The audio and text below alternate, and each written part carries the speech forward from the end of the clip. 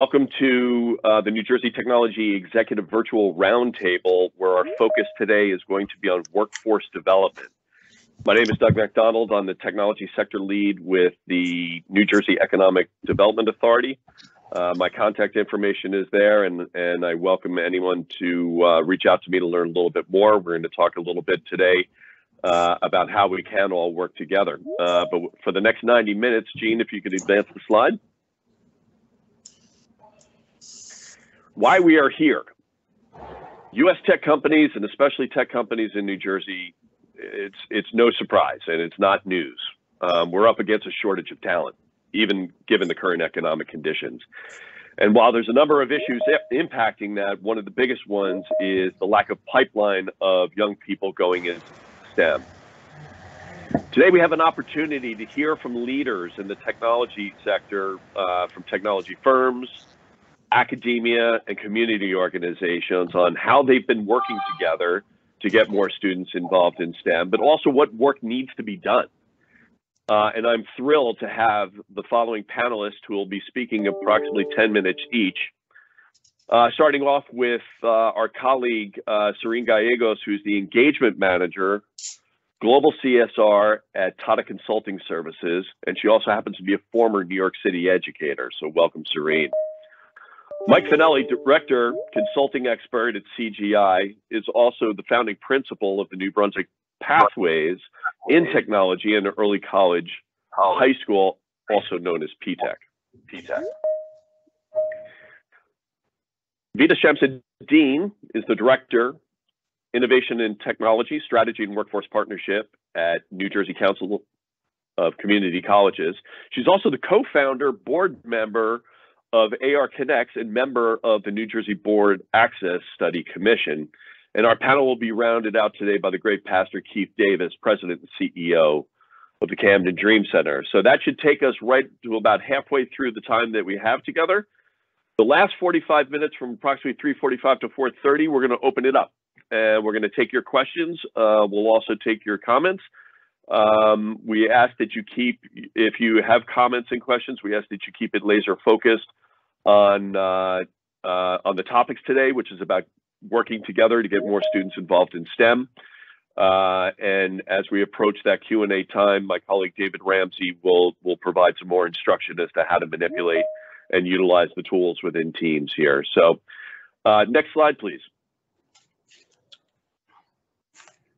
But no good business-to-business forum happens without a good sponsorship message. So today, our sponsor is us, the EDA. Just wanted to make sure everybody is aware of who the EDA is and what we do in the state. The New Jersey Economic Development Authority's charge is to be the business development engine to grow the state's economy and increase equitable access to opportunities by partnering with a diverse range of stakeholders throughout the state to support the creation of high-paying jobs, catalyzing investment, and fostering vibrant, inclusive community development. One of our newest programs exemplifies that very, very well. It's called the New Jersey Innovation Evergreen Fund. And we've got a short 3-minute video that does a beautiful job explaining it. David? Gene?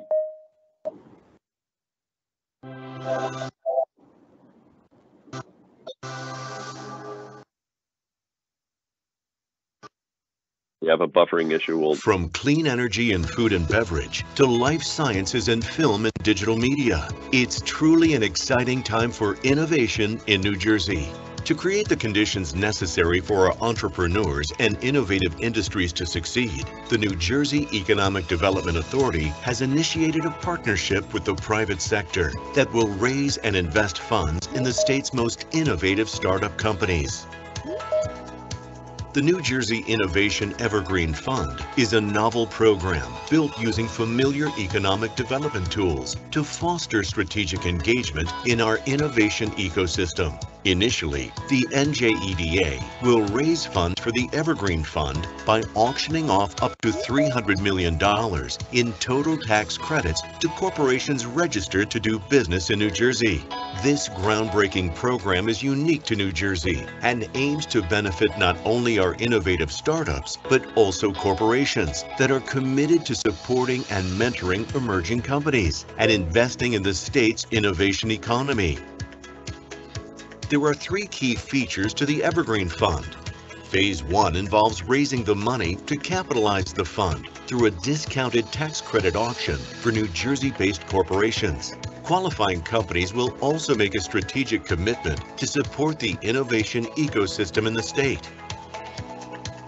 Phase 2 involves qualifying venture capital firms to partner with the NJEDA to access the Evergreen funds and invest in the startups. Finally, Phase 3 involves the qualified venture firms investing into high-growth businesses in the Garden State. Qualified investments must be made in specific innovation sectors. Corporations can participate in the tax credit auction during the annual open application period. The application process includes bidding to purchase discounted tax credits totaling at least $500,000 with a minimum price of 75 cents on the dollar, as well as detailing a strategic commitment to support innovation in the state. Following this application phase, the NJEDA will score the applications, rank the bids, and seek best and final offers. Once the Evergreen Fund is established, venture capital firms will be able to start applying to participate. And then, startups that receive investment from qualified venture firms will be able to access the dedicated funding to grow their business. Over time, investments will generate returns to the fund that will be reinvested, making it self-sustaining or evergreen. It has never been a better time to be part of New Jersey's booming innovation economy. To find out more about this novel program, visit njeda.com/evergreen. The Evergreen Fund, as the video mentioned, is just completed phase 1 by raising the tax auction. We are entering into phase 2, where we're going to be working with the venture capital community, inviting VCs to apply to be a match partner, if you will. And then from there, the VCs will administer the deal, administer the investments on a deal-by-deal basis. We believe that the investments to the entrepreneurial community will be ready in late Q1 2023, early Q2. So stay tuned. My contact information was there. You can also find information on the website, and feel free to reach out and stay in touch.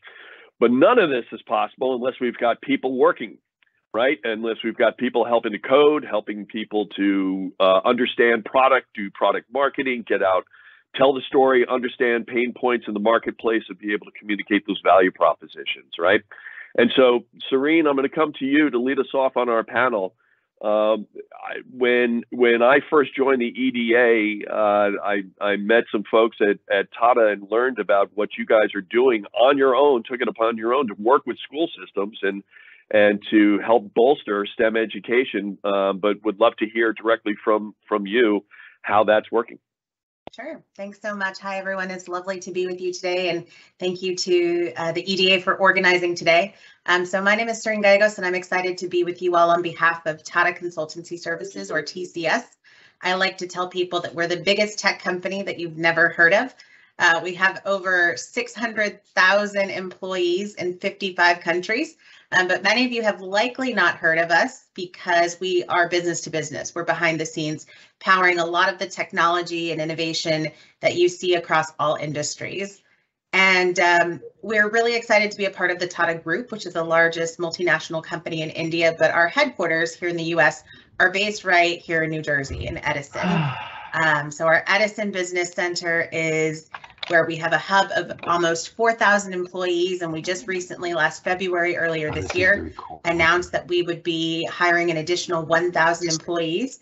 So for us, we're really excited to be here today because the work that we do around corporate social responsibility and working with the school system is near and dear to our heart because it's quite literally our backyard.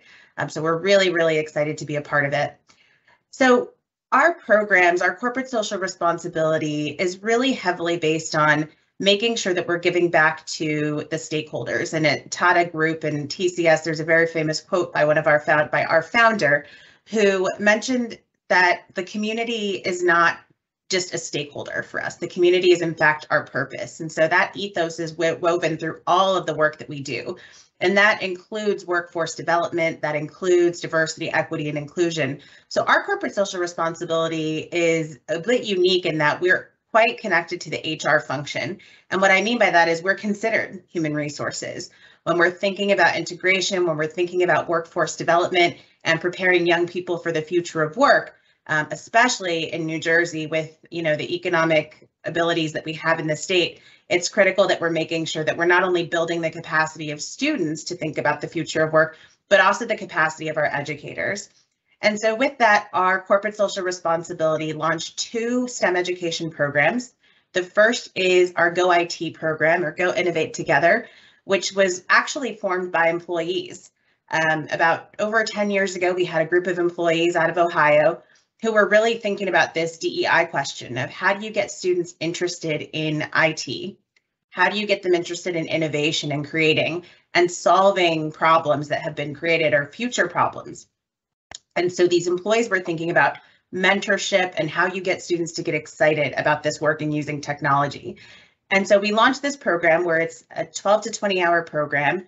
And the program itself really works on building technology awareness and pathways for students around artificial intelligence, blockchain, all of today's issues that we're facing, and we get an opportunity to leverage our workforce. And so for us, that's really exciting because in New Jersey, we've had some really exciting, unique opportunities to really drive that work home, quite literally. And that looks like in New Jersey for us, working in partnership with school boards, working in partnership with nonprofit organizations that work directly with students. It also helps us think through how we can work with other businesses to bring this together. So I know many of you are representing lots of companies today, so excited, as Doug mentioned, that connecting and next steps and keeping this conversation going is something TCS is absolutely looking forward to do. The work that we've done with school boards in New Jersey has really been around this idea of making sure that we're preparing young people for the future of work. The economy is changing, and nothing exacerbated that more than COVID, right? For all of us, not just the remote work, but the way that we do our jobs. So it's not just those concrete skills of, everyone is meant to be the next coder, everyone is meant to be the next UX designer at a TCS or many of your organizations. And Doug alluded to this earlier. We simply can't do this work without everybody. You need your marketing teams, you need your legal teams, you need your project managers, you need the people that are thinking through, managing document control and making sure the emails and the calendar invites go out, right? There's a lot of work that has to be done. And so even though we're focused on these tech pathways and working with the school board, we're all school boards and nonprofits, we're also thinking about employability skills. And TCS intentionally doesn't refer to them as those soft skills, right? A lot of times we talk about soft skills like communication and collaboration, and that's fine, but we really like to think of those as employability skills. Those are things that we all have to exercise, that good judgment, that negotiation, that emotional intelligence. And our Go IT program allows us to train teachers directly across the state, help them support the modules and deliver them to their students in real time. And then we're able to leverage our TCS workforce, our volunteers right here in the state, to be able to give back to those students. So really putting students in the driver's seat to come up with solutions to problems is a fantastic opportunity for us. So a good example of that is our neighbor to the state in New York. TCS is the title sponsor of the New York City Marathon. So the TCS New York City Marathon, every year we have an opportunity to bring students across the tri-state area to the New York City Marathon Pavilion and essentially pitch a solution. And the question that's posed to every single student who's participating in the program is, how can you improve technology? How can you use technology to improve the lives of others? And that can face anything from food security to sustainability to starting to go green, right? All of these things that we're facing today that many of our companies are working to improve or impact, we're putting directly in the hands of our students. So our Go IT program trains teachers to be able to deliver that work to students, and then we leverage our associates to be able to mentor them along the way.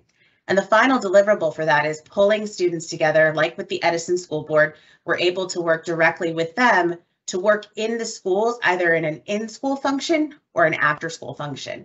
And that allows us to be flexible from the diversity side because not every student can stay after school. Some students are responsible for caring for their younger brothers or sisters or helping around the house. So making sure from an equity standpoint that we're offering lots of opportunities for multiple students is a big part of our work. The other piece to that case study that I really love for our team is that we also had an opportunity to work with some of the housing associations in New Jersey. So making sure that the students who are there who do have to go home also have access to something in their community. And so, of course, it gets a little bit tricky. We have students who are facing, a choice between the basketball after school program or this Go Innovate Together program. And so we have to think really creatively, how do you hook, right, a middle school student and get them away from kind of that technology? So it's a really cool opportunity for us to showcase some of the great work that we do. The other program I wanted to mention to you all that we have launched is called our Ignite My Future program. And that program is a bit more teacher facing. So it's focused on computational thinking, which is really just a fancy term for problem solving, right? A lot of people talk about technology in the terms of technology is going to be taking over jobs. And what does that look like or mean? But the reality is that people are behind training that technology. And so we need our future workforce, our students, to be able to think the way that we want to program and train our technology to work. So how do we make sure that the human piece isn't lost in that? How do we make sure that there's diversity at the table in solving some of these problems? And our Ignite My Future program works directly to train teachers through free professional development. Go-IT program is also free. We train teachers and provide them with resources and lesson plans and activities. My favorite activity is called drone delivery. And so, of course, every student loves the idea of flying a drone. A couple of years ago, Domino's had a really cool commercial. What if your pizza showed up in 30 minutes or less by drones? And we actually present that to students and say, what if, a drone technology was doing that? Amazon's piloting drones. Lots of people are piloting drones. But how can you use this to solve problems? What if there's a natural disaster and someone needs insulin? How do we use drone technology to get that to someone to potentially save their life? And so we've gotten a chance to pilot this through something called the Global Innovations Project. And we've had teachers across New Jersey participate in this. And what that means is teachers around the world, they're all working with their students to solve problems like, how do you use drone technology to improve something?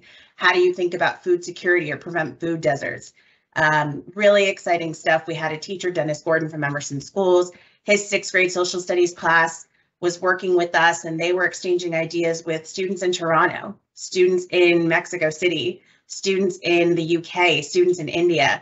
And what's really cool about that is New Jersey's already diverse, right? We're quite diverse as a state. So the opportunity to be able to bring people together, teachers and students alike, is really powerful for us. So we partner with all kinds of organizations. We partner with nonprofits, directly with schools. We partner at the government, local government level as well, and also with businesses. So I certainly want to be respectful of time. I'm excited to hear from our other colleagues today. But in terms of thinking about our return on investment, it's something that we really look at as it's a long game. We're thinking about the future workforce of New Jersey. We're thinking about how we can give back to the places where we live and work.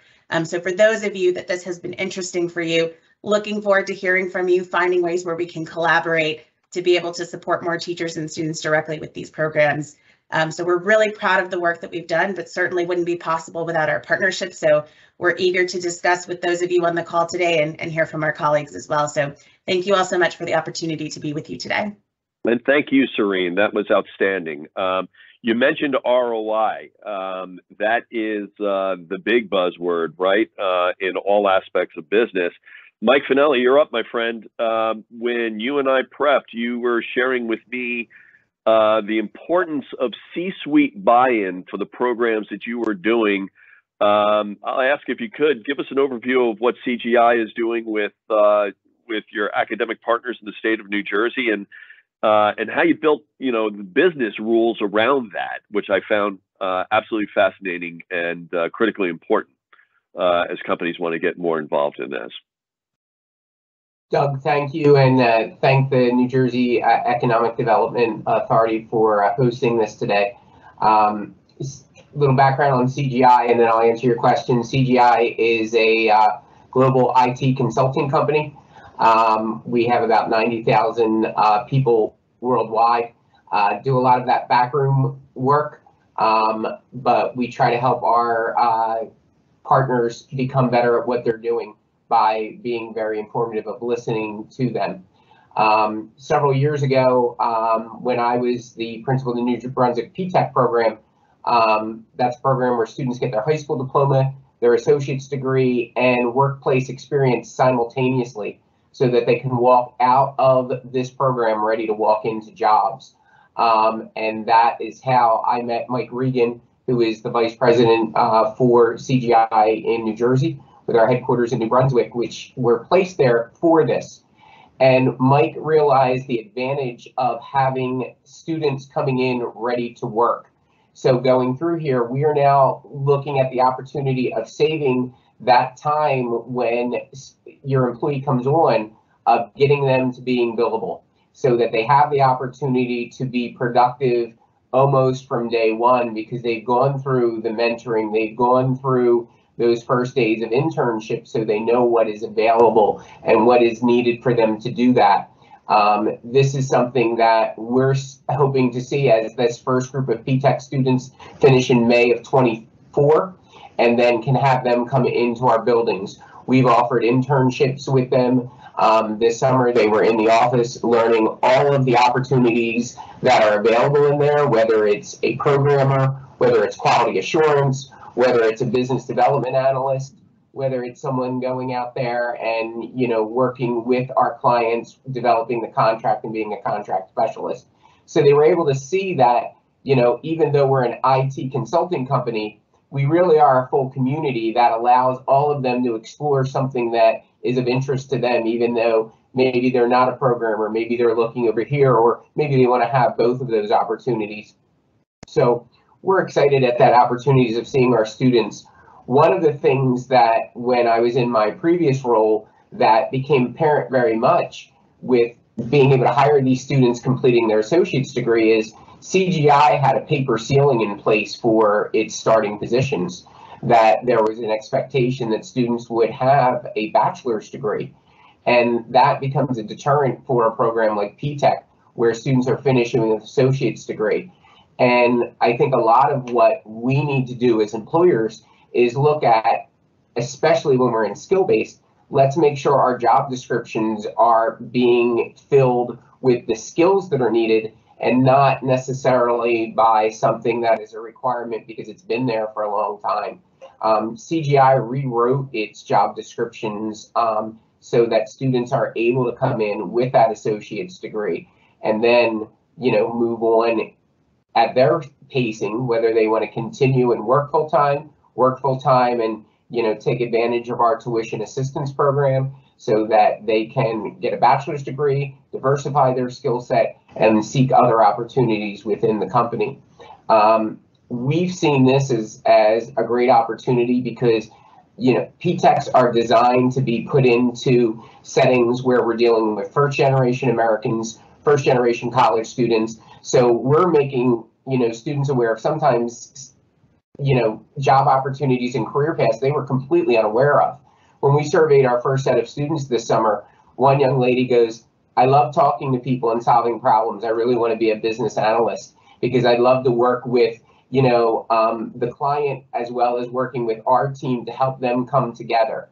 And I was like, wow, this kid didn't even know about this. And I've known this young lady since she was in 8th grade, so I was smiling. I joke at CGI that I went from pushing them over the wall to jobs to now pulling them over the walls into the jobs. We had another young lady talk about, I really like, you know, checking things. I think quality assurance is phenomenal. I'd really like to be the one to make sure that everything's ready to go out. So these are the things that, you know, we're doing at CGI to help, you know, prepare our workforce. We're looking at expanding our footprint in the tri-state area. We want to make sure that we have people ready to walk in, and we want to make sure that we're hiring from within. We want to hire New Jersey people to come work at our New Jersey, you know, offices. We want to have that opportunity.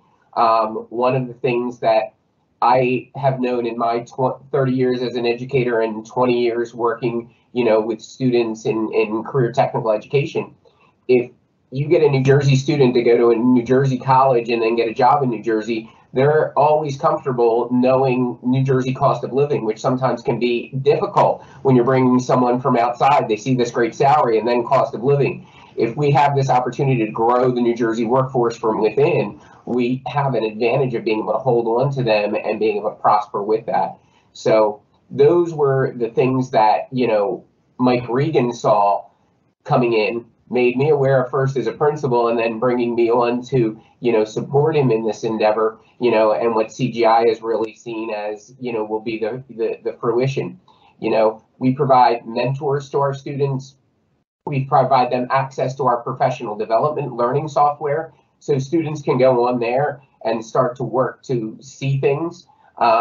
We call them professional skills, those soft skills, so that, we're trying to constantly model those with our students so that they're aware when they come in, you're going to be interacting with clients, you're going to be interacting with other professionals, having that ability to be successful and not feel uncomfortable. So we're trying to provide that experience to them as much as possible prior to them coming to work with us. One thing to be aware in the New Brunswick P-TECH model, they have 3 industry partners. So they also have Euro Pastry, which is a worldwide distributor of baked goods. They have Jingoli Builders, which is one of the largest urban redevelopers in the state. So students have a wide variety of areas that they can choose from, coming in. And as they go through the program, they have that opportunity to say, hey, this is where I feel more comfortable because I've had experiences at other companies. My ask to all of you is reach out to your high schools, talk to them about ways that you can set up internships, externships, so that students can get hands-on opportunities for the reason to understand, is this something they're interested in? Is this something they want to do? There is nothing worse than seeing a student accept a bachelor's degree and then 10 minutes later saying, I don't want to do this, I despise it, I hate it, because they didn't have their first professional experience until they were in their last semester of senior year. So the job market right now is, let's give them these experiences as soon as possible so that we can grow them so that they can walk in ready to do that work and ready to move up. So that would be my ask. If anyone is interested in pursuing that, my boss has basically allowed me to help anyone who's interested in doing this work, because he is the husband of an educator and a father of an educator. So anything he can help to do that, he's given me that luxury to do that. So I'd be more than happy to meet with any of you, or meet with your local school districts or local community colleges, which you're going to hear about a little more when you hear from our next panelist. So thank you very much. I love spending time with you today. I'm sorry, I just got a new laptop. I know you can't see me, but that's probably a good thing. No. We're going to get a picture of you circulated, Mike. You're not getting off that easy. Listen, brilliant commentary, and it does set up our next speaker perfectly. You talked, Mike, about 2-year degrees and on-ramps and off-ramps and internships, and Vida, as I had the pleasure of attending the NJCCC meeting down at Rowan College, I got a small glimpse into what you all are doing there and how you're working both, kind of in between the private sectors and the high schools and so forth. And as we look at a workforce that's not only about kids coming up, but it's also, there's a number of people, and I certainly ran into this in my career, who, you work in an industry for 25, 30 years and you wake up one day and say, I got plenty of gas left in the tank, but I don't want to do that anymore, but I would love to try and do that.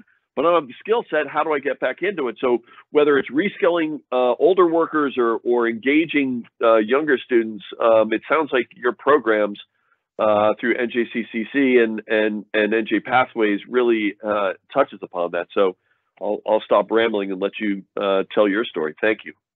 Oh, thank you so much, Doug. It's just a pleasure to be here, and I'm smiling because we've worked with CGI before, and here in Serene, we will absolutely be reaching out to you after this presentation.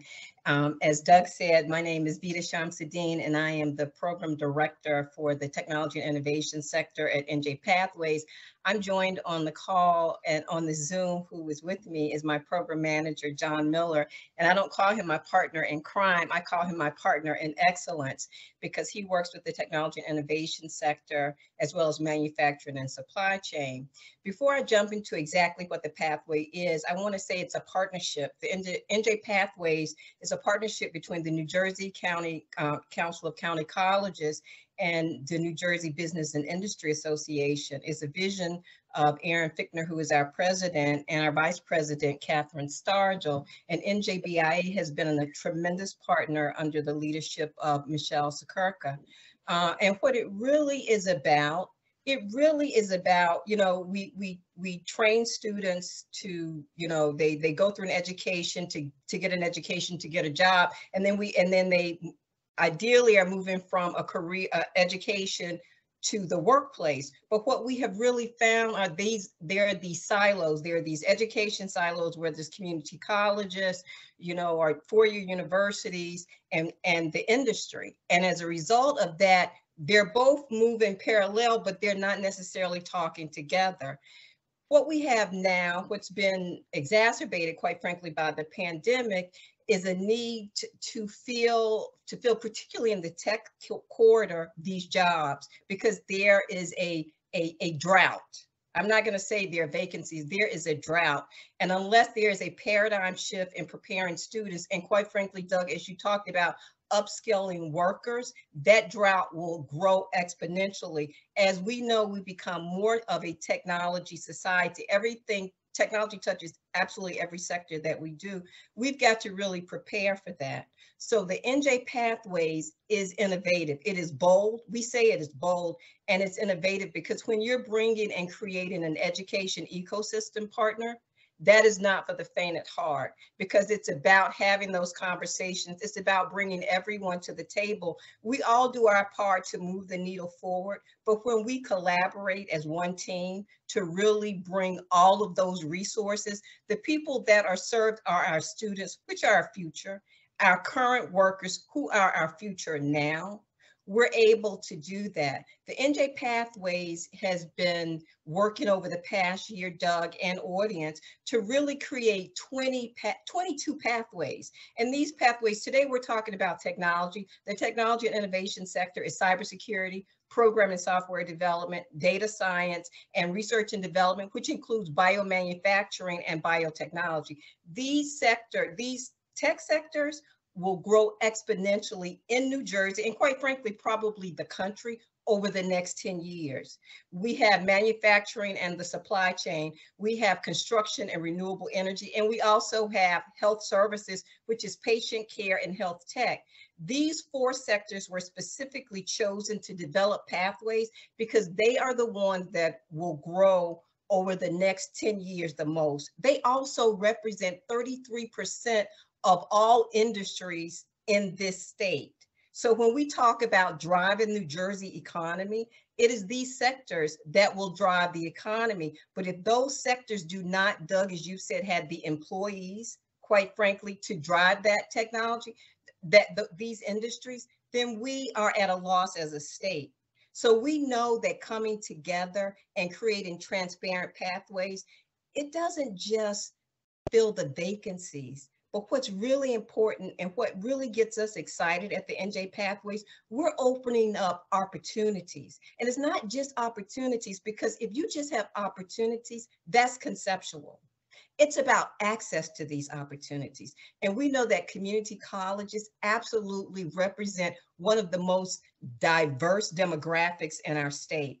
When Serene talked earlier about the diversity in New Jersey, it's absolutely there. But if you want to see diversity in New Jersey, it is in our community colleges, because it is not just diversity by ethnicity or by sex. It also represents students and populations who are trying to come and get an education, who are working, who may be working full-time and still going to school. We're talking about young mothers. We're talking about returning students. We're talking about college students or high school graduates who may not know exactly what they want to do, but they want to move forward.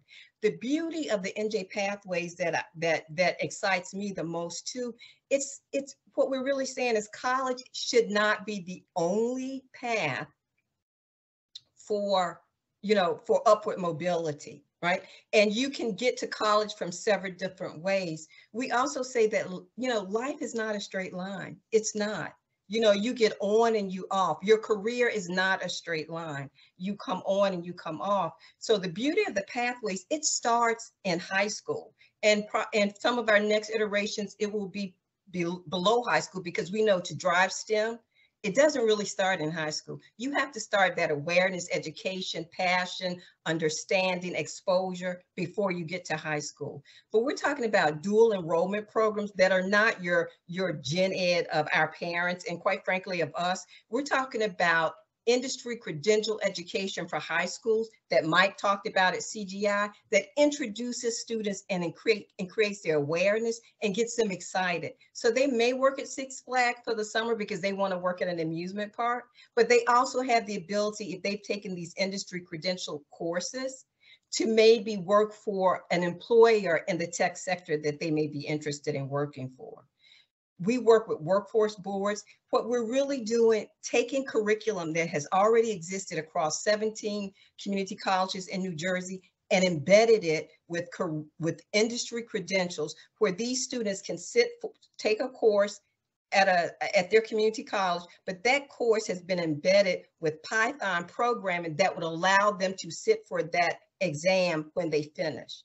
That's what we're doing. So you don't have to always choose, do I want to get an education or do I want to just get the skills?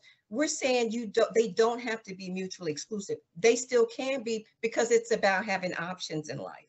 But it's also about getting credit for things that you may do outside of your academic career. And I had my timer on, Doug, because I get passionate and you've seen me talk before. So I am now looking at my timer because I am very cognizant of staying on track. So am I close to my end, or do I have like one more minute to wrap it up? Well, I'll tell you what, you got one more minute, but I'll ask this. So there are a number of different size companies attending this call, from Fortune 100 companies to growth stage startup companies who, quite honestly, from what I've heard, they're throwing money at people to try and recruit them. Relocation bonuses, like, free tuition reimbursement. Like, there's not enough stuff to try and get them as companies come to New Jersey and try and build their dev teams here. How can Pathways help? Thank you so much. Okay, you know what? Thank you for just throwing me that pitch, Doug. Okay, because just like we rehearsed it. Okay, I absolutely love that, and I'm going to answer that very quickly. We have over 1,200 education and industry partners, and we have partners at the table, and we want more because industry has to be a part of this. Because at the end of the day, particularly in technology changes in nanoseconds. And if industry is not at the table talking about what those skills are, then there's a disconnect on what's actually needed. So we want industry partners. And this is the ROI that Serene talked about too. When you work with the NJ Pathways, when students finish these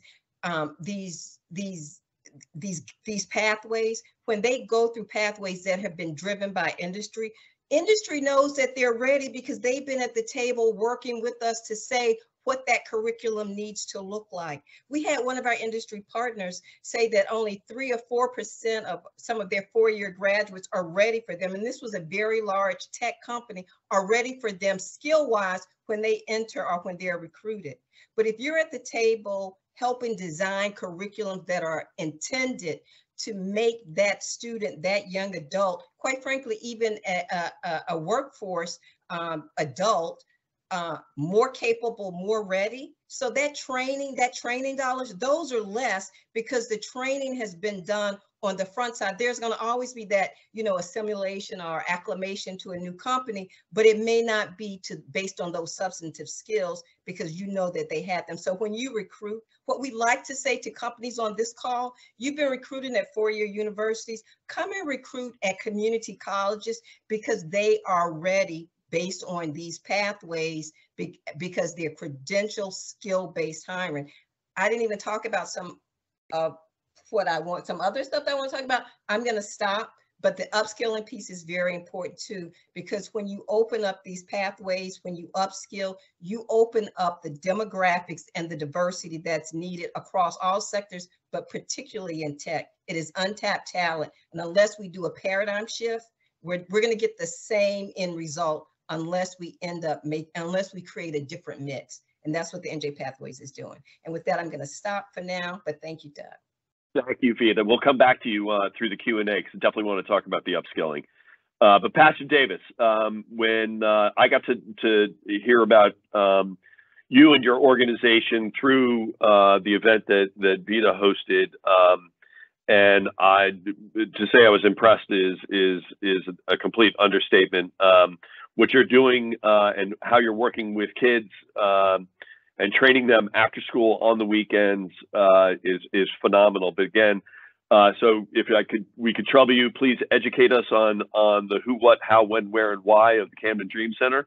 But also keep in mind, talk about, tell us what you need so we can support you, but, and how you can support the business community, as Vida said, different ways to look for talent in different areas to look for talent. But please, sir, over to you. You're on mute.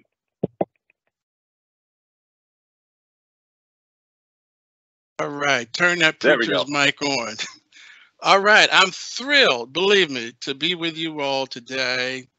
Like all of you, we have at the Camden Dream Center deeply embedded ourselves in this state's tremendous ecosystem for workforce development and education at all levels. I bring a different paradigm to the table and that I've been a CEO for decades. And I'm not going to tell you that I'm nearly 70 years old. I didn't tell you that. So I've been doing this a long time, and I've been at the C-suite running operations for many, many years. And when I retired from the company that I started way back when to do what I called full-time ministry, I realized in Camden that they needed more than church on a Sunday. So I took this business acumen that I had as an owner of a systems integration company, graduated 8A contractor, wrote and managed my own GSA schedule for many years, a lot of business acumen. And I said, we need more than a pulpit, we need a platform. So we took at that time nearly a 20-year nonprofit that was spun up to do traditional work in the community, brought in some friends from Wharton and Harvard, these are MBAs, to rebrand a nonprofit so that it's 21st century. And the board said, we need to leverage your tech background. I'm a technologist. I've been doing this work at the C-suite level, working with in boardrooms, selling solutions for many, many leading technology companies for many, many years. So I could retire early, thank God for that. So in this give back phase, I partnered with an industry leader, which is Cisco, and as a result, I manage a national footprint for Cisco when it comes to what I perceive to be a gap, and that would be in the area of experience. As a CEO, I was even myself was reluctant and apprehensive to bring new talent in if they didn't have experience. A certification is nice, a degree is nice, but experience, that's the differentiator. Do you know how to do the work? For instance, in our office here at the Dream Center now, I have a young man I hired out of a university, great, brilliant young man with a computer science degree, but I have to teach him everything about how to work day to day, how to be productive, how to work in an environment to measure impact and to just move an organization forward. So we all know, all of you know, and I'm not going to preach to the choir. What I want to talk about are things that are a little different.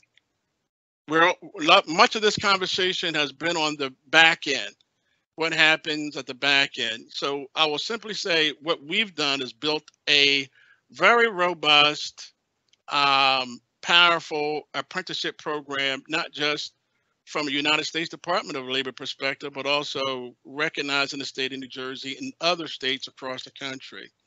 And that gives us the gravitas that we need to be able to partner with two-year colleges, universities. Drexel wasn't here yesterday. I just left Rowan this afternoon. Thanks to Vida and her team, New Jersey Pathways.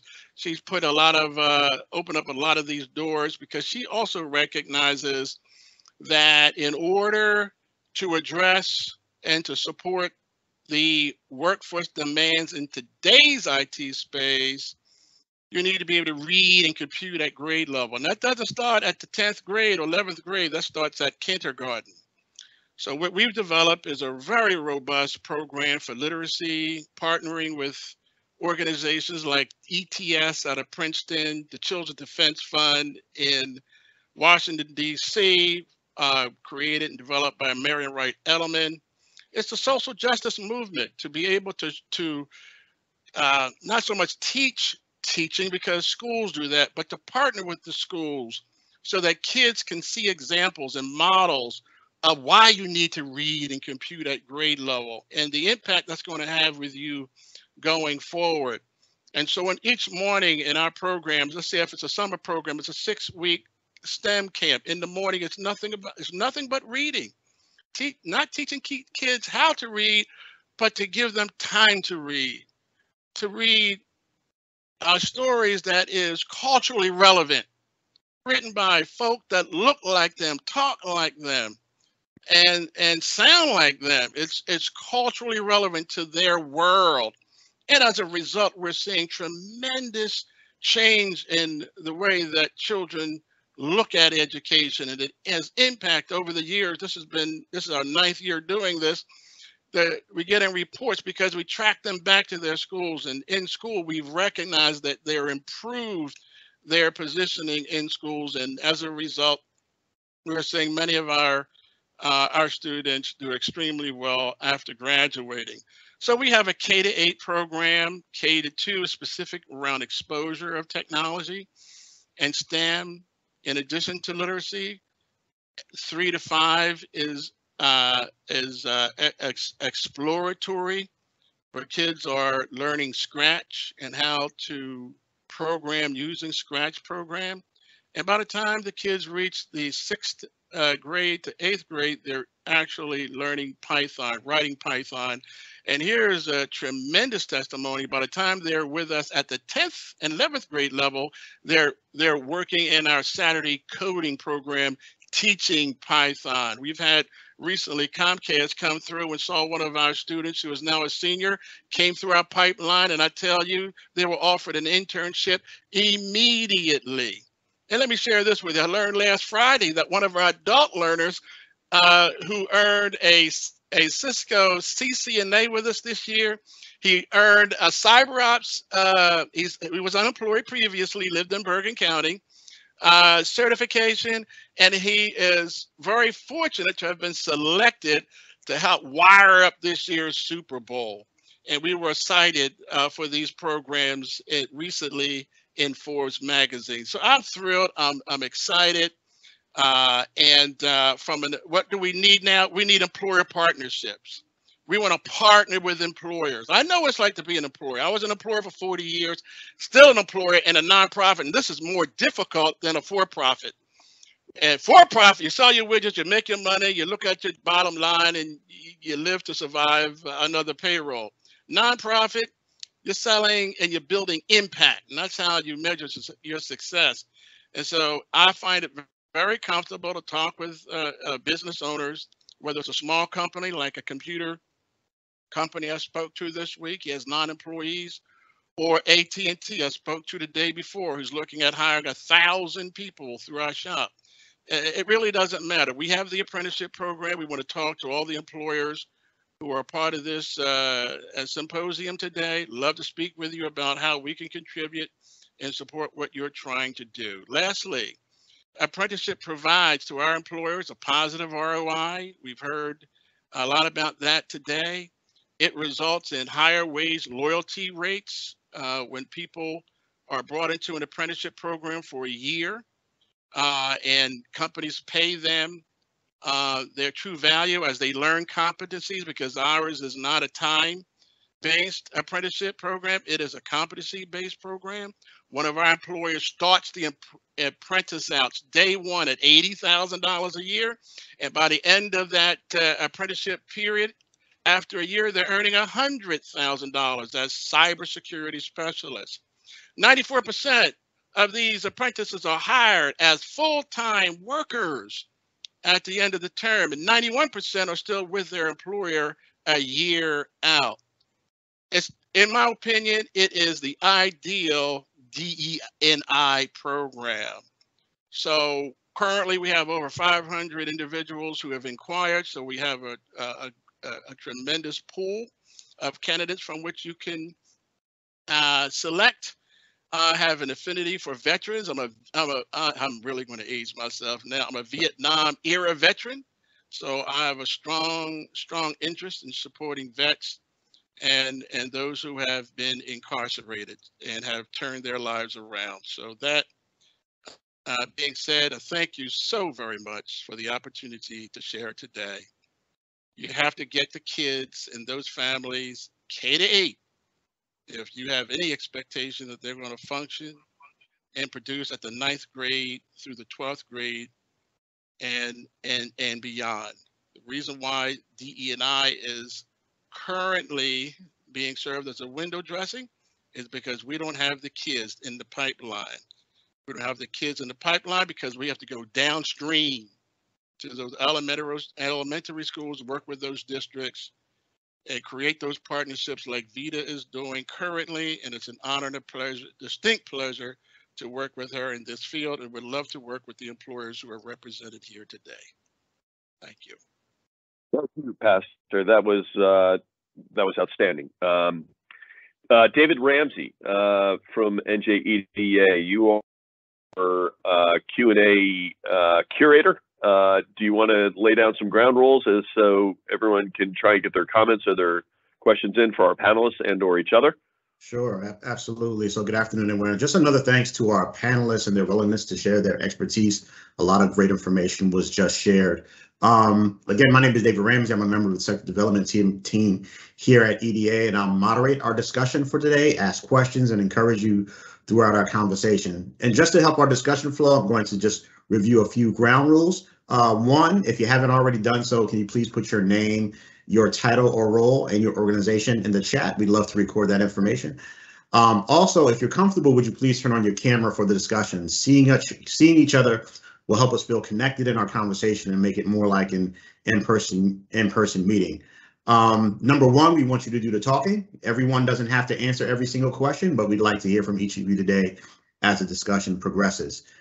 Two, please only one person speaks at a time. This is especially important as our goal is to capture everyone's feedback. Please use the raise hand signal if you have a question or comment, and we'll make sure that you have your turn to speak. Also, please feel free to ask questions and leave comments in the chat throughout the session. As a reminder, we are recording this session as we want to capture everything you have to say. Our discussion will last about 40 minutes or so, so just please mute your line when you're not speaking so we can minimize background noise and all can be heard clearly for our time together. So without further ado, if we have anyone from the audience who'd like to ask a question or make a comment, again, just use the raise hand feature and we'll start with you. And if not, I have a number of questions for our esteemed panelists, being that I'm a workforce development specialist myself. I have a bunch of questions for you guys. Well, David, why don't you kick us off? Okay, I'll kick us off. So from a service perspective, and this is for the audience as well. So for our current vacancies and or kind of the projected future needs for the technology industry overall, can you tell us about kind of the specific credential, training, and our educational needs that you think are going to be required for those roles going forward over the next few years? And I'll leave that to anyone on our panel to answer. I know you all have a bunch of ideas. So we'll start with Mr. Finelli first. David, thank you. I think one of the things that we're seeing at CGI is the need for Java. I think that is something that you'll see across Python as far as, knowledge of languages. But more importantly, I think what we're looking for is a willingness.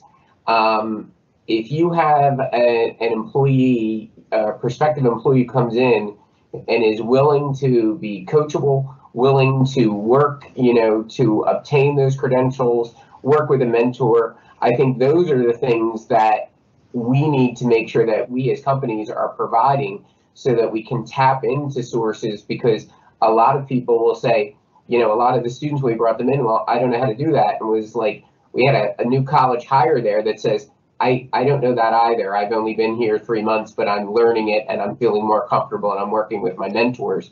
So I think those are the things of that willingness to grow and that willingness, you know, to fail, which a lot of kids, they don't want to have that. And that's something we want to get through so that we have that ability to learn from there and move forward. So I think that in addition to those specifics, I think it's more that you have your HR people looking for that ability and that willingness to take a leap, that willingness and trust that I'm going to fall down, I'm going to brush myself, I'm going to do better the next time, and that willingness to listen to your colleagues, your mentors, your evaluators, so that you can grow from the experiences. Great, thank you for that, Ms. Shamsuddin. Thank you so much, David. I think just to kind of answer your question, I think across the board, particularly for the tech, and I know that Pastor Davis can talk to that, particularly around some of the cybersecurity credentials that are needed. But one thing that we, in talking with our educators and also with our industry partners, when we talk about some of the entry-level kinds of jobs, we're talking about Python programming, as Michael talked about, like with Java or Oracle, or some of the cybersecurity kinds of credentials. Some of those credentials that will help a student or an adult, quite frankly, move into some of those entry level and quite frankly, even above entry level positions. The other piece, when we talked about upskilling and what's needed, we might have cybersecurity analysts, we may have data science analysts. That's a really big area. And talking to some of our industry partners, it's just that data science and data analytics, it's hitting across all sectors, because we know that we are inundated with data and how that data is kind of analyzed, and not just analyzed to David, but the other piece goes to creating. So we know that when we're talking about data analytics and algorithms, the need to have diverse. So when we talk about what's needed, we're talking about diversity as it relates to those credentials, because what you bring to creating an algorithm is your life experiences. So if apps are being curated based on the experience of the algorithm creator, then that needs to kind of be reflected. So I want to just use that equity filter as an overlay as we talk very specifically about these tech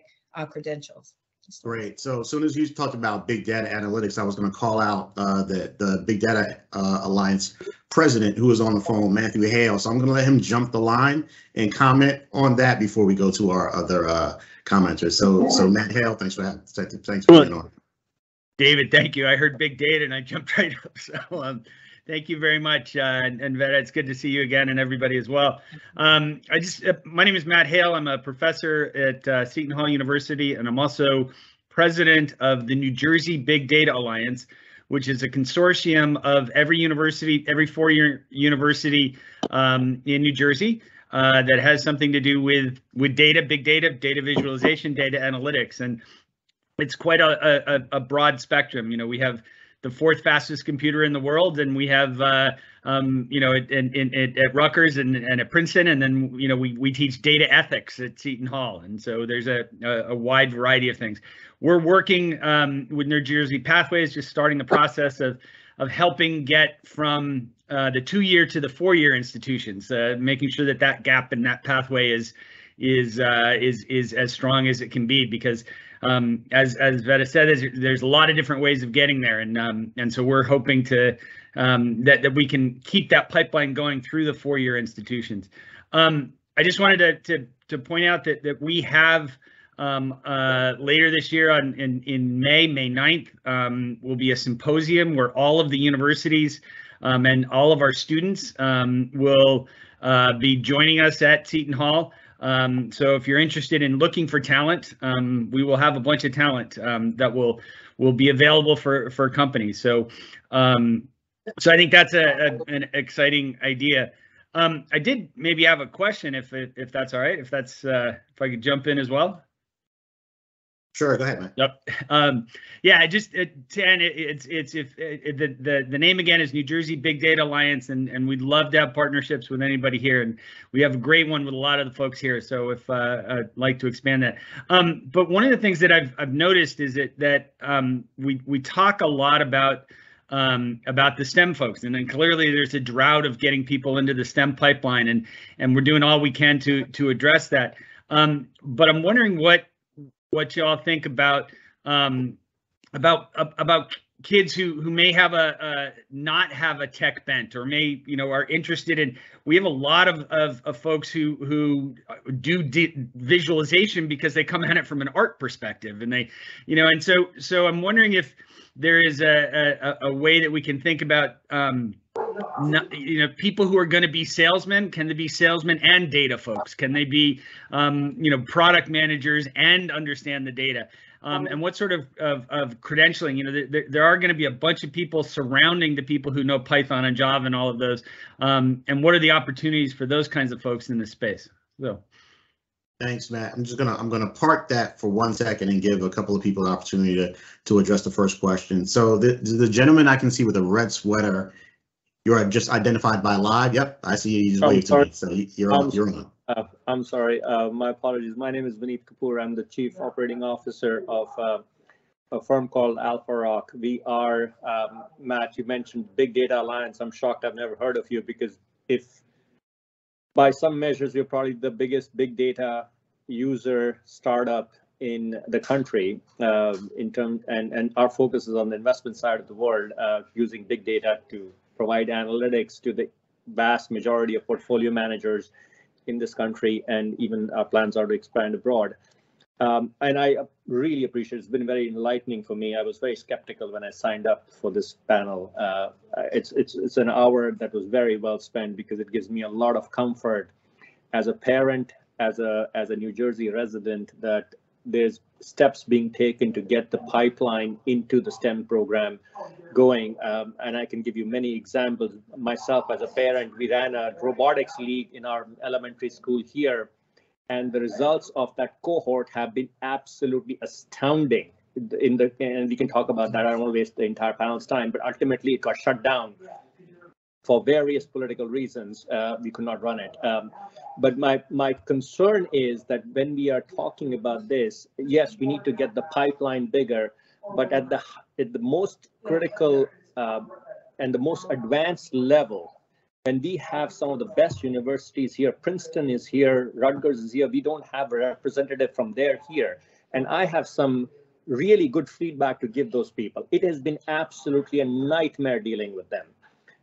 And on the other side, we have last year, New Jersey had a great program where they were helping us hire some interns so they could get some real-time experience. It was a bigger cost for us to have them, but at least it helped paid a little bit to the interns, and it helped them feel good.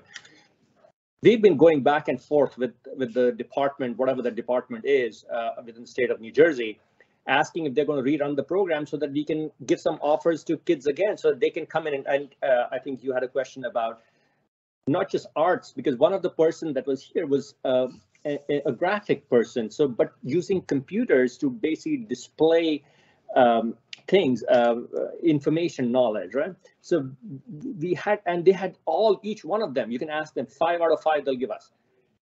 I don't know where everything is. I'm ranting here a little bit. I'm sorry for this random stream of consciousness, because you guys are doing such great work. And I feel like if I don't show my agitation a little bit, it's wrong. But I am all for it. I mean, I talked to some of the best universities in this country, and they're all complaining that they don't have enough of a strong pipeline of kids growing up in this country or going into STEM. At the same time, when I go to my own middle school and high school, it's all about, hey, discover all you can be, not being relevant to the society. So that's, I don't know if that was a question, but I do believe, I hope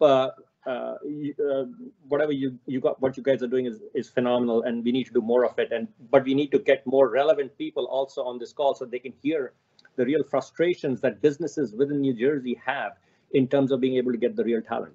Yep. So that's part of the reason for the call today, and this is not the only one. This is just the first of a big number of conversations. And part of EDA's role here is to help connect people to each other. So if you're having trouble connecting to somebody who can help you achieve what you need to achieve, we can definitely help you do that. I do want to go to Ms. Suero, who wanted to, I think, address the first question I had. Sure, happy to. Thank you so much. So a little bit of both. So I know your original question was asking about current vacancies, and then the gentleman also proposed a question around kind of those non-STEM fields. And I think you know, at TCS, we have this really unique perspective because our workforce is so large and we're working across every single industry. We're working across retail, transportation, of course, other technology companies. But frankly, I'm sure if you ask every single representative on this call, do you consider yourself a tech company? Nearly everyone would say yes, right? But the reality is when we're thinking about our STEM education programs at the K-12 level, we're really thinking we already get those STEM teachers. We don't have an issue getting STEM teachers or computer science teachers. When we launched our Ignite My Future program 5 years ago, our goal was to have 20,000 teachers trained. And at the time, 5 years ago, there were only 10,000 certified computer science teachers in the country. And of course, significant strides have been made where nearly every state has adopted a policy. States like Virginia have made big moves that computer science is now a formal part of their 4-year curriculum for high school.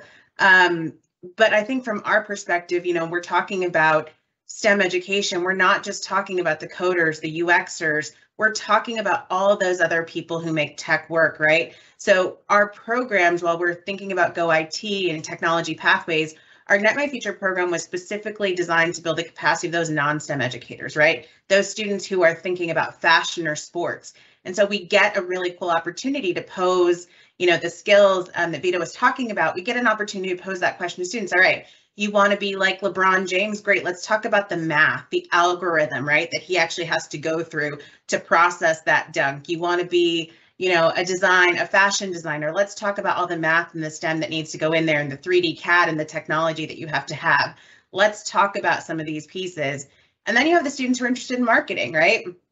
One of my favorite resources that we created for Ignite My Future to hook those students, right? That skill set, those current vacancies that we're talking about. Everybody's looking for a great social media manager, right? Everyone's looking for the LinkedIn manager, the Twitter manager, the, you know, social content. So we have this really cool resource called Rewriting History, and it brings together those students who are interested in history and social studies and arts and technology and are glued to their phones, right? Every student's mobile native at this point. My niece turned 7 today and she FaceTimed me first thing in the morning. You know, but the whole point of that lesson is we pose the question to students and teachers and we ask students, what if during the civil rights movement, Instagram existed? How would that have changed everything that's happening, right? We want our social media to be reactionary, to have these funny like quips and glibs for things that are happening in the real world. But the reality is all these tech companies were trying to solve tomorrow's issues, but we need other people involved. We need things to be participatory. Somebody talked about that ecosystem. And those vacancies that need to be filled are a much, much bigger ecosystem than just the traditional coders and things like that. So while those are critical and we still need them, you still need those project managers, the people who are pushing that send button on the calendar invite. You need all those people to make it work. So we've been really intentional in our work and thinking about building capacity as an IT company and as a leader in the space. But we recognize that our 600,000 plus employees, not all of them are tech focused, right? A good portion of them are, but you still need all those other people. So thank you so much for bringing that up because it's a critical part of our own reskilling and upskilling for our own workforce as well. Great, thank you for that. Pramod is next. Yeah, hi, can you guys see me and hear me? We can. Cool. Hi everyone, my name is Pramod Abichandani. I'm an assistant. Oh, you mic'd yourself. It said somebody muted me already. So I am an assistant professor at NJIT, and before this I was a professor at Drexel. And Pastor Keith, our paths have crossed. You may not remember this, but I remember you very well. When I was a younger professor with some more hair on my head, I met you, and you are as impressive as you are today as you were then. So I appreciate that part about you. I have two questions. The first question is there a list somewhere of the entry-level jobs that NJ Pathways, for example, is seeing, or Pastor Keith, you're seeing, your stakeholders or your students get? A database of the entry-level jobs. Because as of now, it's unclear to me personally, but also several other academics, what entry-level jobs can high schoolers get or community college students can get at Tata Consultancy Services or some other companies. So just understanding what could these jobs look like, because not every job is going to be $80,000 starting. So that's one question. And then the second question is, over the years, I have developed an interest in helping folks who are out of prison. As Pastor Keith said, that folks who are incarcerated, there's been some studies done about teaching computer coding and other things to folks who are out of prison or who are about to get out of prison. I'm wondering if there is a communications infrastructure with the prison system here in New Jersey where academics can engage with the superintendents or the administrators at these prison systems and maybe sort of put in motion some programs for computer science, coding, data analysis, computer aided design, whatnot. Those are my two questions. Thank you. Okay, we do have a couple of people who wanted to make comments, but actually I'm going to go back to our panel quickly to see if they can answer maybe those two questions right off the bat. So one, list of entry-level jobs database, and then if there's an opportunity to engage with prisoners or those who have been formerly incarcerated. Right. Thank you, David. And I'll be very brief because I know that you do want to get comments from your from the audience. As it relates to Pramod's question about a list of entry-level positions, one thing in working over the past years, in particular, we've been talking to our industry partners about just that. Like, we need for our students to know what those positions are that you have. So what we're really talking about is increasing the communication between our industry partners and, quite frankly, anyone on the call, sending that information to us reaching out to them so we can absolutely kind of develop that database of those entry-level jobs, because at the end of the day, that's what many of our students are looking for. And whether that's through, career fairs, and we actually share that information, whether it's career fairs or, quite frankly, sending information to our industry partners about more about the pathway works and, quite frankly, when those students are graduating. So we're working on that, but it boils down to communication, letting industry partners and, quite frankly, industry informing us about what their needs are. And we're sharing that information with our community colleges around that. I can't address specifically the one at the second question as it relates to, former re-entry people. I don't know if Pastor Davis can answer that question, but I know my colleague also, Glenn Beth, is in the audience and has specific information on that program and can address that. Thanks, David. Pastor Keith, did you want to address that question? Yeah, I have I got decades of experience in with a Rolodex to match support. So I would recommend that you reach out to me. I partner currently with NJRC, the former Governor Jim McGreevey, and I support his program, and we receive on a regular basis cohorts. And while I would not have offered this, but the young man, I've got two young men that have come through who are just stellar citizens today as a result of coming through an IT program. One is a senior.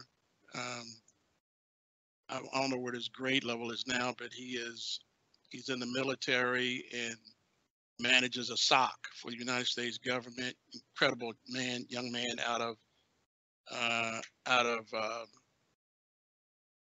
name of that town over there. It'll come to me. But he was adjudicated, and the judge said either you're going to get into this Cisco networking program or you're going to juvie.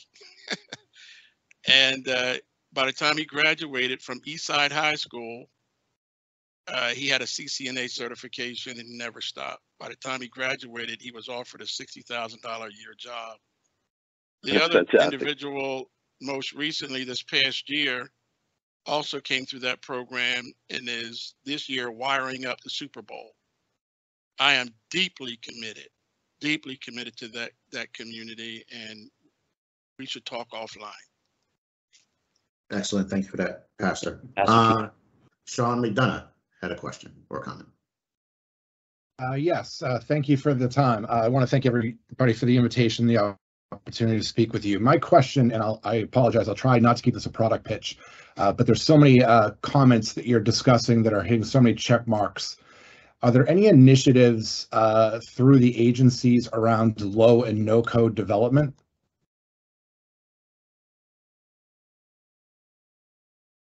And if you're not familiar with that, please throw your hands up. Any takers? Can you expound on that, Sean? What's low and no code? Yeah, and I'll try not to go on too long. Low code and no code development is really the transformation that's happening right now in software development. It's a problem we've been trying to solve for 40, 50 years, but taking the complexity out of the code, allowing people to build in models. So a lot of the check marks I'm discussing that everybody here has discussed is skill shortage, developer shortage, how to get people that aren't deep technically skilled ready for that workforce. And this is a great mitigator for that. We have something called Mendix University. Mendix is the company. It's a Siemens company that I work for. We have a Mendix University where we're bringing students. It's being taught right now at Rutgers, a number of universities in New Jersey, as well as through the country. We're actually rolling this out with Burlington and stores in Scholastic in New Jersey, but it's hitting a lot of bells and whistles for both the agencies, the organizations, for not being able to get those specialty skills, but then also for drawing talent. That's always been a big problem for agencies. Modern cutting edge technology and those skills make them, back to Serene's point about making those students be able to solve problems in the way that they know how. I'll leave it at that if anybody has any questions for me, but I wanted to at least put my name with that solution. So when I reach out to you folks, hopefully there's some connection there. I think there's a lot of check marks we could help with there. And we work with a lot of state and local governments across the U.S. Great, thanks for that. Thank you, Sean. I think that could be a good follow-up topic for a roundtable. I love that. Thank you for putting that forward. Yep. Philip has had his hand up for a while, so I'm going to go to Philip and then maybe to Ms. Shamsuddin. Maybe she has some information to answer that question. So Philip. Okay, thank you, David. I'm Philip Pong. I'm an associate professor in the New Jersey Institute of Technology. I work on sensors and power grid and energy. So I just have a comment to share that. These days when we talk about technology, so people usually associate with coding, platforms, machine learning, social media, Google. But I would also like to point out that New Jersey also have a lot of besides software, we also have a lot of advanced technology in hardware. For example, in the power electronics and energy. Also power electronics, for example, our cell phone, our computers all need the power charger that provide the energy at the right voltage level, and that require the power electronics devices to implement it. And New Jersey have a very strong industry here. And also, I want want people to pay attention that we also have the energy industry, power and energy. For example, New Jersey, the clean energy, we have a very ambitious goal to have 11 gigawatt of offshore wind energy by 2040, and that is creating a lot of job opportunities that require STEM training. So I hope that although Google, Facebook, they are really shining, but New Jersey also have something booming coming, and that is including the offshore wind energy. Yeah, thank you. Yeah, thank you, Philip. Yeah, our talent needs in clean energy and offshore wind, to be specific, could be a whole nother session that maybe we'll plan. Ms. Shamsuddin.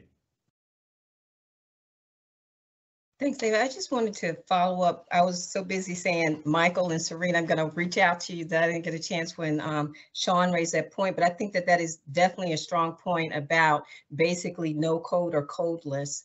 And I do have some familiarity with that. AR Connects is an augmented reality company that has taken the coding out of creating augmented reality. And so it does open up, as Sean is saying, as Serena said, we do have to open up avenues of access. And this allows individuals, you know, that may not necessarily have coding skills to actually be able to create, particularly in some of these emerging technologies. And I think that that will be something stronger going forward, because everything will not have to necessarily be coded. The coding will be done, but you may not necessarily have to do it to be able to create and interact with some of these technologies going forward. So I just wanted to drop that, David, in there.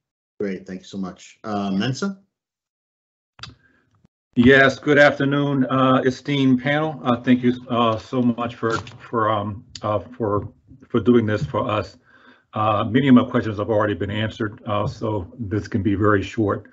I was taking a lot of notes, so I may have missed something.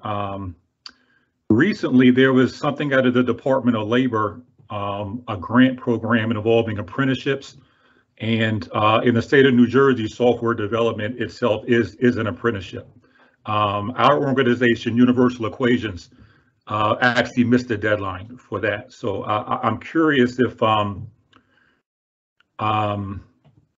you all have any information or any plans, especially working with the Department of Labor for another type of program like that, where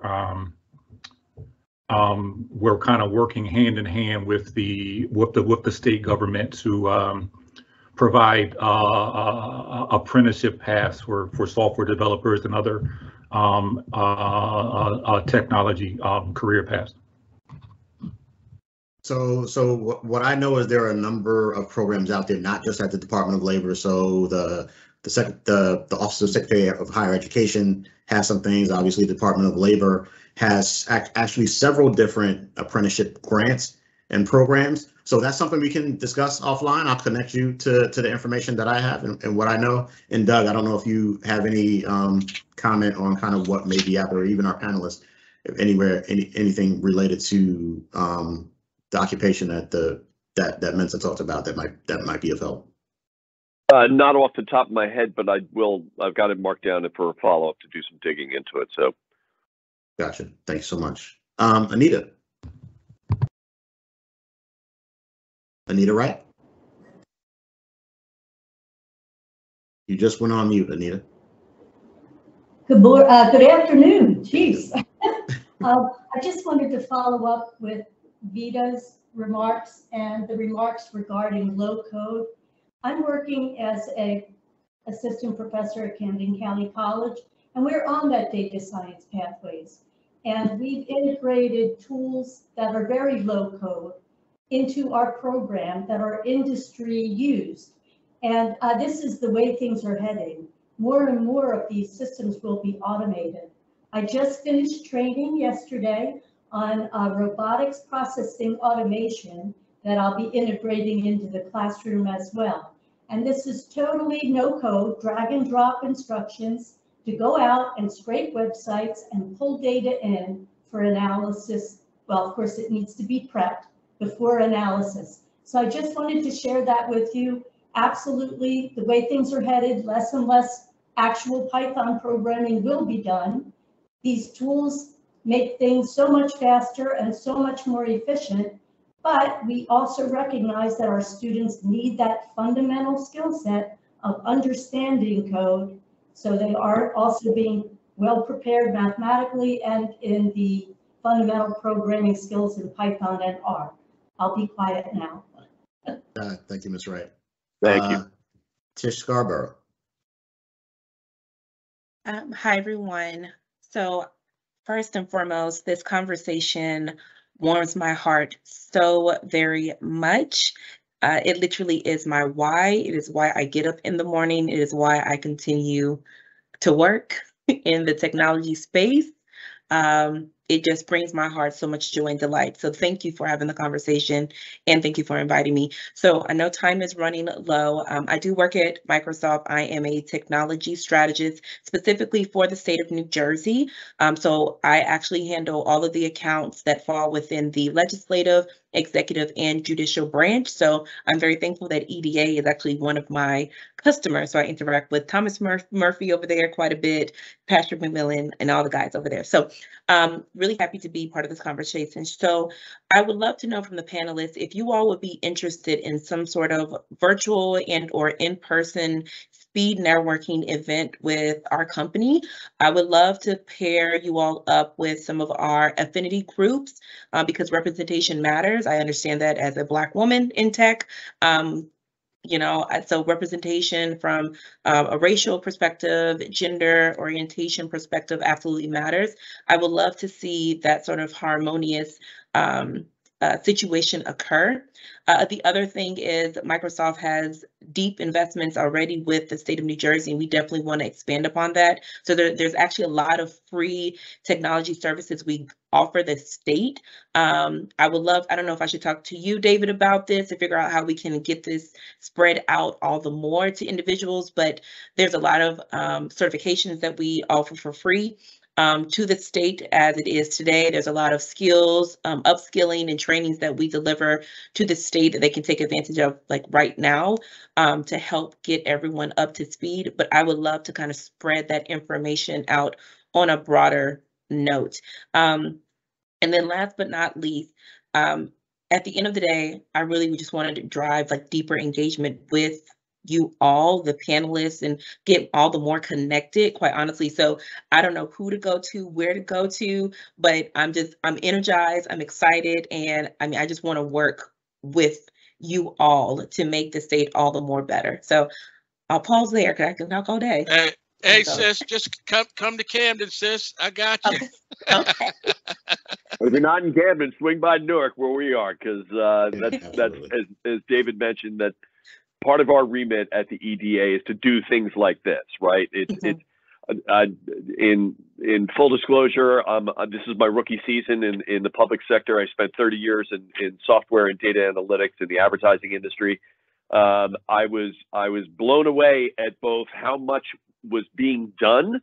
Companies like TCS and Microsoft and CGI taking it upon themselves to get in there, right, and working with the schools, and then tying it together with academia and community groups, and I thought to myself, nobody knows about this. Like we gotta tell people about this. Right. So we're gonna be doing a lot more of it anyway. But excellent. We're gonna give Miss Shamsuddin a very quick last comment and then turn it back to Doug. Very quick. First of all, Tish, thank you so much. We are excited to have you and to have your energy and the invitation. The NJ Pathways has been working with Microsoft, and we'd love to work with you in the state.